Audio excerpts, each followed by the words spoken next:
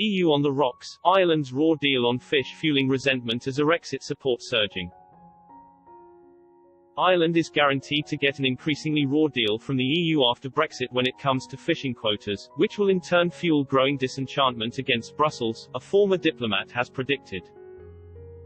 Ray Bassett was speaking after Minister for Agriculture, Food and the Marine Charlie McConalogue voiced concerns about the country's future fishing quotas, with the prospect of EU boats no longer being able to fish in UK waters in the event of a no-deal outcome. In such circumstances, fishermen from France, Belgium, Germany, Denmark and Norway would likely head for the seas around Ireland instead, jeopardizing the livelihoods of local fishing businesses. Mr. Bassett, Ireland's former ambassador to Canada, Jamaica and the Bahamas, told Express.co.uk, the fisheries issue in the Brexit talks has focused interest in Ireland on how badly the country is treated under the current common fisheries policy. This is very uncomfortable for the government and the pro-EU lobby. Other countries catch hundreds of millions of euros worth of fish in Irish waters and subsequent processing can more than double the value of that catch.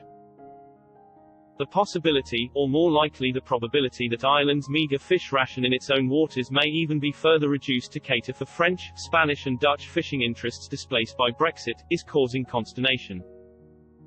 Such circumstances would trigger demands in Ireland for the common fisheries policy to be scrapped, putting Taoiseach Michael Martin in an awkward position politically. Mr. Bassett added, it again shows how short-sighted Ireland's policy was of throwing its lot in with the EU during Brexit.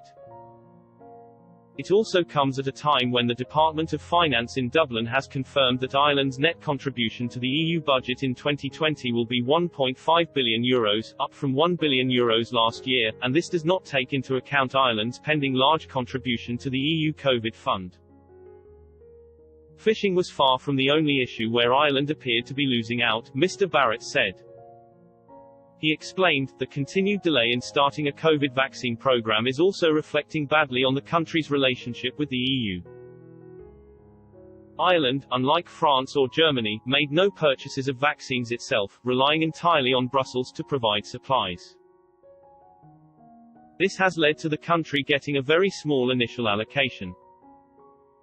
There is growing disenchantment with Brussels in the Irish public, and the Irish Freedom Party, which campaigns for an Irexit, is reporting a strong surge in new memberships.